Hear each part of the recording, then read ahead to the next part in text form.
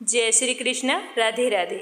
आज अपने सुनेंगे सावन मास के शुक्ल पक्ष में आने वाली पुत्रदा एकादशी की व्रत कथा। इस चर और अचर संसार में पुत्रदा एकादशी के व्रत के समान कोई दूसरा व्रत नहीं है। इस व्रत के नाम के अनुसार ही इसका फल मिलता है।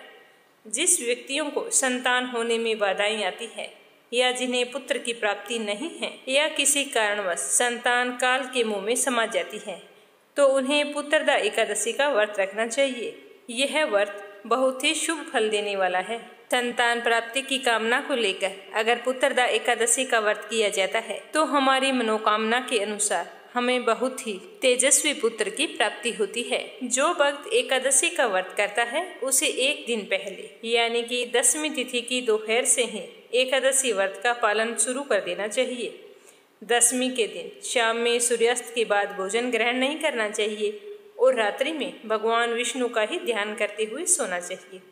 एकादशी के दिन सुबह जल्दी उठकर नित्य कर्मों से निवृत्त होकर स्नान करें और फिर साफ वस्त्र पहने श्री हरि विष्णु का ध्यान करते हुए अपने घर के मंदिर में विष्णु जी की फोटो के समक्ष एक घी का दीपक जलाएं और पास ही एक तांबे का कलश जल से भरकर रख लें। उसके बाद व्रत का संकल्प लेना चाहिए। उसके बाद धूप दीप आदि से विधिवत भगवान श्री हरि विष्णु की पूजा अर्चना करें, आरती करें तथा पुत्रदा एकादशी की व्रत कथा सुनें। जब भी भगवान को नैवेद्य और फलों का भोग लगाएं तो ध्यान रखें कि इसमें तुलसी दल जरूर शामिल करें। श्री हरि विष्णु को अपने सामर्थ्य के अनुसार फल फूल नारियल पान सुपारी लौंग बैर आंवला आदि अर्पित किए जाते हैं और पूजा पाठ समाप्त होने पर जो कलश है जल से भरा हुआ उसे सूर्य भगवान को अर्घ्य देकर अपने मंगल जीवन की कामना करें। फिर पूरा दिन मन ही मन भगवान श्री हरि विष्णु का स्मरण करते रहें। एकादशी की रात्रि में भगवान जी का भजन कीर्तन करना चाहिए। पूरे दिन निराहार रहकर शाम के समय तुलसी के समक्ष घी का दीपक जलाएं और भजन कीर्तन में ही रात व्यतीत करें। दूसरे दिन ब्राह्मणों को भोजन दान दक्षिणा देनी चाहिए। उसके बाद ही व्रत का पालन करना चाहिए। इस दिन दीप दान करने का बहुत ही अधिक महत्व है। कहते हैं कि इस व्रत के पुण्य प्रताप से मनुष्य तपस्वी विद्वान पुत्रवान और लक्ष्मीवान होता है। सावन माह का इस साल 2024 में पुत्रदा एकादशी का व्रत 16 अगस्त शुक्रवार को रखा जाएगा और 17 अगस्त शनिवार को इसका पारण किया जाएगा। पारण 9 बजे से पहले करना है। तो चलिए अब अपने सुनेंगे पुत्रदा एकादशी व्रत कथा। एक समय की बात है, नर्मदा नदी के तट पर नरमपुर नगर था। वहाँ पर विश्वानर नाम का एक मुनि रहता था। वह भगवान शिव जी का पक्का भगत था। वो संपूर्ण शास्त्रों के ज्ञाता और शिव चरणों के श्रद्धालु तथा लोकाचार में चतुर थे। उनका विवाह सुचिमती नाम की एक कन्या से हुआ था। उनकी पत्नी ने उनकी खूब मन लगाकर सेवा की तो मुनि अपनी पत्नी का सेवा भाव देखकर बहुत ही प्रसन्न हुए और एक दिन कहने लगे कि प्रिय, मैं तुम्हारी सेवा से बहुत ही प्रसन्न हूँ। तुम मुझसे वरदान मांगो कि क्या मांगती हो। तो उसकी पत्नी ने कहा कि हे स्वामी, अगर आप मुझसे इतना ही खुश हैं तो मुझे शिवजी के समान पुत्र चाहिए। तो मुनि विश्वानर ने अपनी पत्नी से कहा कि इस वरदान के लिए मैं भगवान शिव जी की तपस्या करूंगा और उनसे वरदान पाकर तुम्हारी इच्छा को अवश्य पूर्ण करूंगा और तुम्हारी इच्छा जरूर पूरी होगी, ये मेरा आशीर्वाद है। तो मुनि विश्वानर काशी नगरी में मणिकर्णिका घाट पर जाकर तपस्या करने लगे। 1 वर्ष तक तप करने के पश्चात 13वें माह में वे गंगा जी में स्नान करने के पश्चात लिंग की पूजा करने गई। उन्होंने वहां लिंग के मध्य में एक 8 वर्षीय बालक को देखा। वह बालक बहुत ही सुंदर पीली जटा धारण किए मुकुट लगाई नंगन अवस्था में था। वो बालक धीरे धीरे मुस्कुराता हुआ उस मुनि को देख रहा था। तो उस बालक के सुंदर चेहरे को देखकर मुनि के हर्ष की कोई सीमा ना रही। उन्होंने रोमांचित होकर बालक को प्रणाम किया और स्तुति करने लगे। स्तुति करने पर बालक ने मुनि विश्वानर से कहा कि हे मुनिवर, तुमने अपनी पत्नी को शिव जी के समान पुत्र का आशीर्वाद दिया है, वह अवश्य पूर्ण होगा। मैं ही उसके गर्भ से जन्म लूंगा और मेरा नाम ग्रहपति होगा। इस प्रकार मुनि को वरदान देकर वह बालक अंतर्ध्यान हो गया और मुनि भी शिव जी का स्मरण करते हुए बड़े ही प्रसन्नतापूर्वक वहाँ से अपने घर को चले गए। घर आकर मुनि ने अपनी पत्नी को सारे समाचार कह सुनाए तो उसकी पत्नी भी सुनकर बहुत ही खुश हुई। थोड़ा समय बीतने पर उनकी पत्नी गर्भवती हो गई। शुभ लगन में, शुभ योग में चंद्रमा के समान सुंदर बालक को जन्म दिया। उसके जन्म पर अप्सराएं नृत्य करने लगी। भारद्वाज, वशिष्ठ, पुलह, अत्रि, कात्यायन, शंख, शिलाद, व्यास, अंगिरा, दक्ष, वाल्मीकि आदि ऋषि तथा मुनि कन्याएं विश्वानर मुनि के यहाँ शांति का पाठ करने के लिए पधारे। बहुत ही बड़ा महोत्सव मनाया गया। बालक का नाम गृहपति रखा गया। सभी जन शिव भगत विश्वानर दंपति की प्रशंसा करने लगे। मुनि विश्वानर ने समय समय पर उसके सारे संस्कार किए और वेद वेदांग में पारंगत कर दिया। बालक की 9 वर्ष की आयु होने पर उसे देखने के लिए नारद जी आए तो नारद जी ने बताया कि इस बालक को 12वें वर्ष में बिजली और अग्नि से भय है। तो नारद जी की बातों को सुनकर मुनि विश्वानर और उनकी पत्नी सुचिमती को महान दुख हुआ और वे दोनों रोने लगे। माता पिता को रोता देखकर बालक गृहपति ने उनसे रोने का कारण पूछा तो उन्होंने रोते रोते सारा विधान कह सुनाया। तो वो बालक कहने लगा कि हे माता, हे पिता, आपके चरण के प्रताप से मुझे कोई विघ्न तो क्या काल भी नहीं मार सकता। आप मेरी चिंता करनी छोड़ दीजिए। मैं महामृत्युंजय का जाप करके अपनी रक्षा स्वयं कर लूँगा। बालक की बात सुनकर माता पिता को थोड़ा सा विश्वास हुआ और कहने लगे कि हे वत्स, महामृत्युंजय मंत्र से समस्त विघ्नों का नाश हो जाता है। तो उनकी बात सुनकर बालक गृहपति ने अपने माता पिता के चरणों की वंदना की और काशी जाकर गंगा में स्नान करके भगवान शिव जी की पूजा शुरू कर दी। शिवलिंग की पूजा करने से उसे भारी संतोष हुआ। वह कहने लगा कि मैं कितना भाग्यवान हूँ जो मुझे विश्वेश्वर शिव के दर्शन हुए हैं। नारद जी के कथन के कारण मेरा तो भाग्य उदय हो गया है। गृहपति ने वहाँ एक और शिवलिंग की स्थापना की तथा कठोर नियमों का पालन करते हुए 108 गणों से शिवलिंग को स्नान करवाया। इसके पश्चात नील कमलों की माला अर्पण की। नारद जी के वचनों को सत्य करने के लिए 12वें वर्ष में इंद्र वज्र लेकर गृहपति के पास आए। इंद्र गृहपति से बोले कि जो तुम्हारी इच्छा हो वो वरदान मुझसे मांग सकते हो। परंतु गृहपति ने मधुर वाणी में उनकी स्तुति करते हुए कहा कि मुझे आपसे वरदान नहीं लेना है, मैं तो केवल शिवजी से वरदान प्राप्त करूँगा। तो उसकी बात सुनकर इंद्र कहने लगे कि मुझसे बढ़कर कोई नहीं है। तुम अपना बचपना छोड़ो और मुझसे वरदान मांग लो, क्योंकि मैं सब देवताओं का स्वामी हूँ। अतः शीघ्रतापूर्वक वर मांग लो, तुम्हारी इच्छा जरूर पूरी होगी। तो बालक गृहपति ने कहा कि मैं केवल शिव जी से ही वरदान चाहता हूँ। तो इस पर इंद्र ने उसे वज्र से डराया। बालक बिजली से युक्त वज्र को देखकर मूर्छित हो गया। बालक के मूर्छित होते ही भगवान शिव पार्वती सहित वहां पर प्रकट हो गए और उन्होंने अपने स्पर्श मात्र से ही बालक गृहपति को सचेत किया और बोले कि बालक डरो मत, इंद्र को तुम्हारी परीक्षा लेने के लिए मैंने ही भेजा था। तुम मेरे भक्त हो, इसीलिए तुम्हारा कोई भी बाल भी बांका नहीं कर सकता। तुम्हारे द्वारा स्थापित शिवलिंग के तेज से कोई भी ठहर नहीं सकता। ये अग्निश्वर महादेव सदैव बिजली और अग्नि से रक्षा करते रहेंगे। इतना कहकर भगवान शिव उसी लिंग में अंतर्ध्यान हो गए। इस कथा को पुत्रदा एकादशी के दिन अवश्य सुनना चाहिए। जो भी मनुष्य इस कथा को श्रद्धा भाव से सुनता है उसकी संतान पर कभी भी जल भय, अग्नि भय, सर्प दंश भय नहीं रहता। अकाल मौत के भय से छूटकर लंबी उम्र का आशीर्वाद पाता है। द्वापर युग के आरंभ में महिष्मती नाम की एक नगरी थी जिसमें महिजित नाम का राजा राज्य करता था।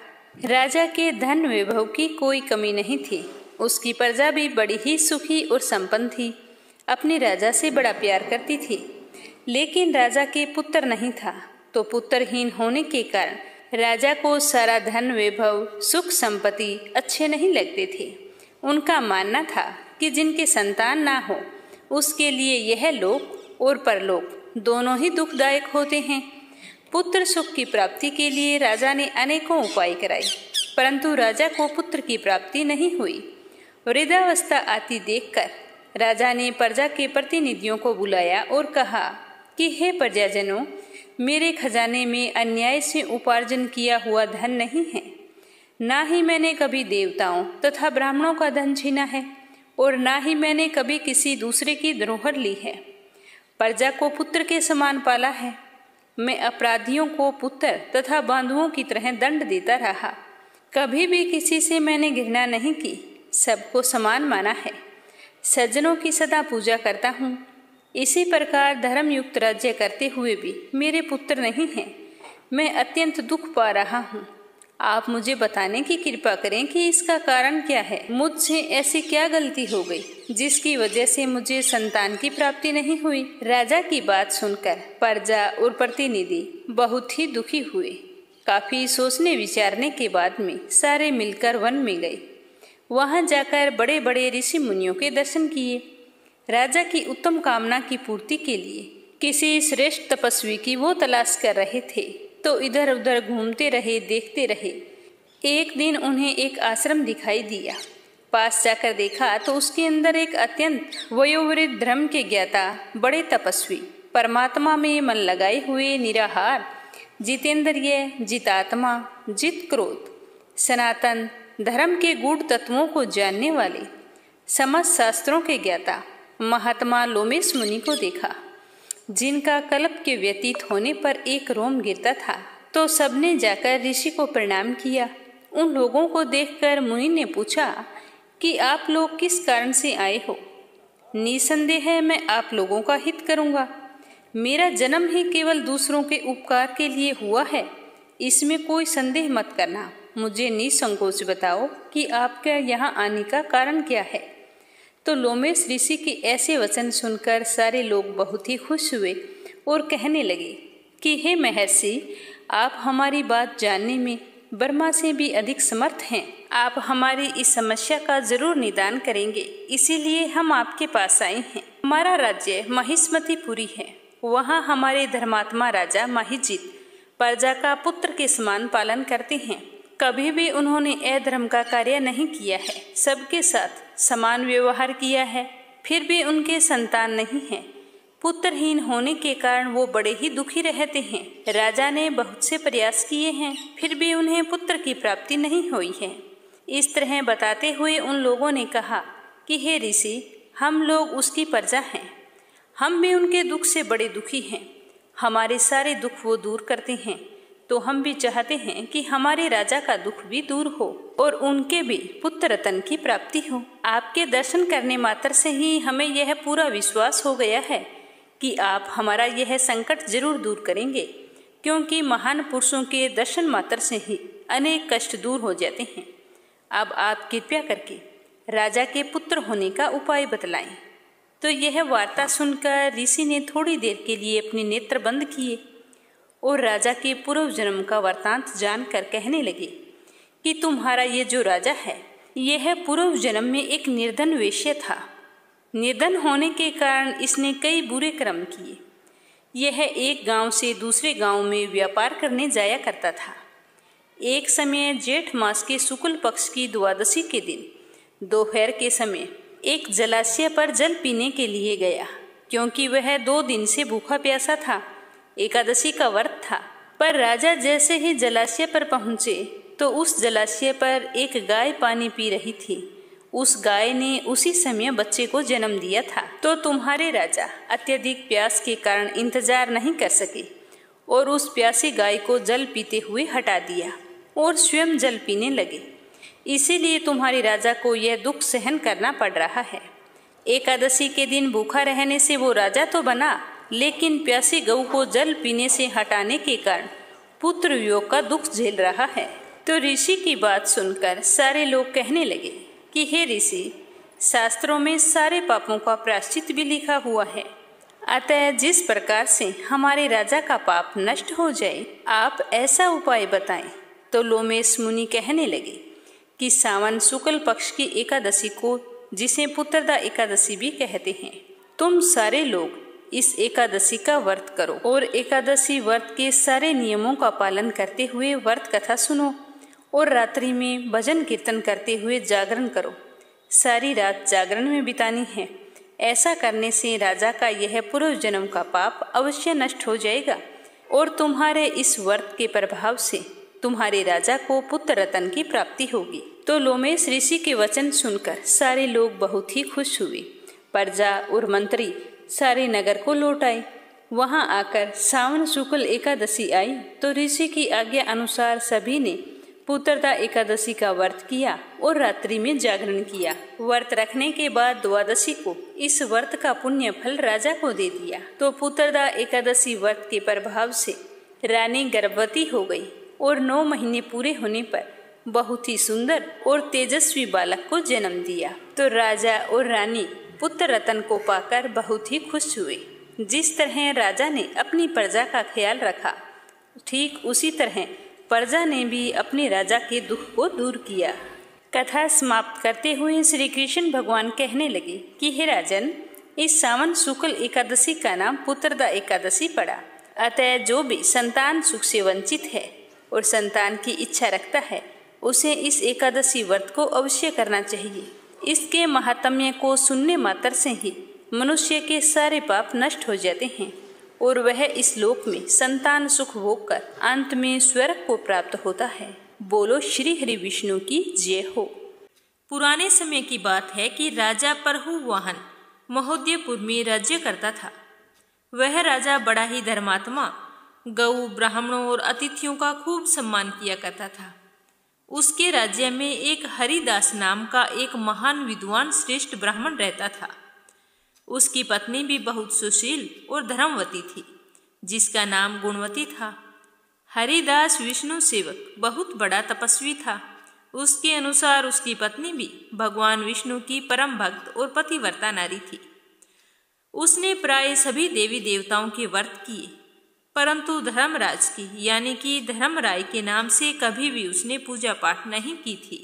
वह गणेश जी की, चंद्रमा की, हरतालिका आदि देवियों की राम कथा सुनती, जन्माष्टमी, शिवरात्रि और शिव के सभी व्रत किया करती थी और बड़े ही श्रद्धा भाव से एकादशी का व्रत करती हुई यथासंभव दान दक्षिणा भी देती थी और कभी भी अतिथि सेवा से विमुख नहीं होती थी। इस प्रकार धर्मपरायण यह मृत्यु को प्राप्त हुई तो धर्म आचरण के प्रभाव से यमदूत उसे आदर पूर्वक धर्मराज के लोक को ले गए। दक्षिण दिशा में पृथ्वी के कुछ ऊपर अंतरिक्ष में धर्मराज का एक बहुत ही बड़ा नगर था, जो पापी लोगियों के लिए बहुत ही भयदायक है। धर्मराज का यह नगर 1000 योजन का है। वह चौकोर है तथा उसके 4 द्वार है। वह नाना प्रकार के रत्नों से शोभायमान है। उसमें कई मनुष्य जो कि पुण्य भोगने को गए हैं निवास कर रहे हैं। स्थान स्थान पर गीत सुनाई दे रहे हैं और बाजे भी बज रहे हैं। उस नगर के 7 कोट हैं। उनके बीच में महासुंदर धर्मराज का मंदिर है। वह रत्नों का बना हुआ है और अग्नि, बिजली और वह सूर्य के समान चमक रहा है। उसके दरवाजों की पेड़ियां स्फटिक मणि की है। हीरों के कन्यों से आंगन चमक रहा है और उसके मध्य में अनुपम सुंदर सिंहासन पर धर्मराज भगवान विराजमान है। उनके पास चित्रगुप्त जी का स्थान है, जो कि मृत प्राणियों के पाप पुण्य का लेखा जोखा भगवान धर्मराज को सुनाया करते हैं। तो धर्मराज के दूत गुणवती को वहां लेकर गए। उनको देखकर वह भयभीत होकर कांपने लगी और अपना मुख नीचे किए हुए खड़ी रही।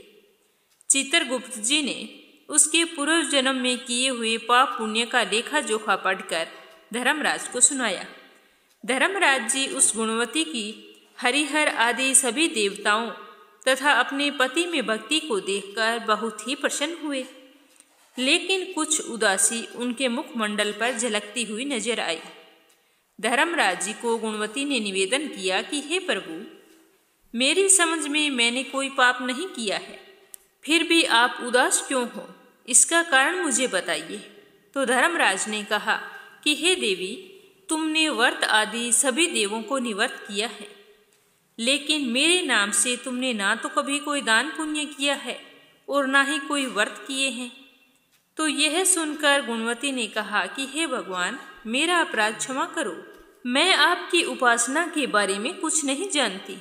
अब आप ही कृपा करके मुझे इसका कोई उपाय बताइए, जिससे मनुष्य आपकी कृपा के पात्र बन सके। यदि मैं आपके भक्ति मार्ग को आपके मुख से सुनकर वापिस मृत्यु लोक में जा सकूं, तो आपको संतुष्ट करने का उपाय मैं जरूर करूंगी। तो धर्मराज ने कहा कि सूर्य भगवान के उत्तरायण में जाते ही जो महापुण्य मकर संक्रांति आती है, उस दिन से मेरी पूजा शुरू करनी चाहिए। इस प्रकार साल भर मेरी कथा को सुने और पूजा करे। इसमें कभी भी एक दिन चूकना नहीं चाहिए। आपातकाल आने पर भी मेरे धर्म के इन 10 अंगों का पालन करते रहे। धरती, यथा, लाभ, संतोष, क्षमा, यम नियम द्वारा मन को वश में करना, किसी की वस्तु को नहीं चुराना और मन में पर स्त्री का या पर पुरुष को कभी नहीं आने देना चाहिए। मन की शुद्धि, शारीरिक शुद्धि, इंद्रियों के वश में ना रहना और अपने मन में कभी भी बुरे विचार ना आने देना। पूजा पाठ करना, कथा सुनना और व्रत रखना और उसके बाद दान पुण्य करना, सत्य बोलना, सत्यता का ही व्यवहार रखना, क्रोध ना करना, ये 10 धर्म के लक्षण होते हैं। मेरी इस कथा को नियम से सदा सुनते रहना और यथाशक्ति दान, दक्षिणा और परोपकार करते रहना। जब 1 साल के बाद में फिर से मकर संक्रांति आए, तब इसका उद्यापन कर देना। सोने की चौकी, यदि असमर्थ हो तो चांदी की मूर्ति बनवाएं और विद्वान ब्राह्मण के द्वारा पूजन हवन आदि करें। मूर्ति की प्राण प्रतिष्ठा कर पंचामृत से स्नान कराकर 14 उपचार से इसकी पूजा करें। मेरे साथ में चित्रगुप्त जी की भी पूजा करनी चाहिए। सफेद और काले तिल के लड्डू से भोग लगावें और हमारी पूर्ण तृप्ति के लिए ब्राह्मणों को भोजन भी अवश्य कराना चाहिए। और फिर बांस की टोकरी में 5.25 सेर अनाज भरकर गुरु या फिर ब्राह्मण को भेंट कर दे। स्वर्ग में जाने के लिए सोने या चांदी की सीढ़ी भी बनवाकर दान करनी चाहिए और सुंदर बनाई हुई एक चारपाई का दान भी करना चाहिए, जिस पर मुलायम गद्दा, तकिया और रजाई हो। इसके सिवाय कम्बल, पादुकाएं, बांस की लकड़ी, लोटा, डोरा, 5 वस्त्र भी दान में देने चाहिए। अगर आप गौ दान करने में समर्थ हैं तो श्वेत या फिर लाल रंग की गाय का दान करना चाहिए और काले रंग की गाय चित्रगुप्त के लिए दान करनी चाहिए। तो सारा विधान जानने के बाद में गुणवती ने भगवान से कहा कि हे प्रभु, यदि ऐसी बात है तो मुझे यमदूतों से छुड़ाकर फिर से संसार में भेजिए, जिससे मैं आपकी कथा का प्रचार कर सकूं। तो गुणवती की प्रार्थना धर्मराज ने स्वीकार कर ली और उसे फिर से संसार में भेज दिया। जैसे ही धर्मराज ने उसकी प्रार्थना स्वीकार की तो उसके मृत शरीर में फिर से प्राण पड़ गए। उसके पुत्र आदि कहने लगे कि बड़ी प्रसन्नता है कि हमारी माता मरकर भी जिंदा हो गई। तो गुणवती अपने बेटे और बहू को बताने लगी कि मरकर मैं किस प्रकार धर्मराज से मिली और धर्मराज ने मुझे 10 नियम धर्म के बताए हैं और मैं धर्मराज की आज्ञा से ही संसार में एक बार फिर से धर्मराज की पूजा पाठ, कहानी, दान पुण्य करने के लिए आई हूँ। तो फिर गुणवती ने मकर संक्रांति आते ही उसी दिन से प्रतिदिन धर्मराज की पूजा और कथा आरंभ कर दी। स्वर्ग में जाने के लिए दान पुण्य आदि कर्म करने भी शुरू कर दिए। इस प्रकार गुणवती साल भर धर्म कथा सुनकर धर्म के 10 नियमों का पालन करते हुए जब दोबारा मकर संक्रांति आई तो विधि पूर्वक उद्यापन भी किया। तो इस प्रकार धर्मराज के बताए हुए व्रत, पूजा पाठ और नियम धर्मों का पालन करते हुए गुणवती मृत्यु के उपरांत जब स्वर्ग में पहुंची तो देवताओं ने उसका स्वागत किया और वह वहां पर सदा स्वर्गीय भोगों को भोगती रही। भगवान सूर्य देव ने इस प्रकार मुनियों को यह कथा बताते हुए कहा कि हे मुनियों, जो भी इस धर्मराज व्रत कथा को प्रतिदिन सुनते हैं वे सब दुखों से मुक्त हो जाते हैं। इसमें कुछ भी संशय की बात नहीं है। मृत्यु काल में यमदूत जो लेने आते हैं वे भी उसको आदर से लेकर जाते हैं और धर्मराज जी भी उसे सुखी रखते हैं। अगर उन मनुष्यों के कुछ पाप बाकी हों तो भी यमराज उन्हें पाप नाशक उपाय बताकर शीघ्र ही पाप मुक्ति में उनके सहायक बन जाते हैं। धर्मराज की कथा कहने वालों को या सुनने वालों को कभी भी यमलोक के मार्ग में कष्ट सहन नहीं करना पड़ता है। पूरी कहानी सुनने के लिए आप सभी का बहुत बहुत धन्यवाद। जय श्री कृष्णा। राधे राधे।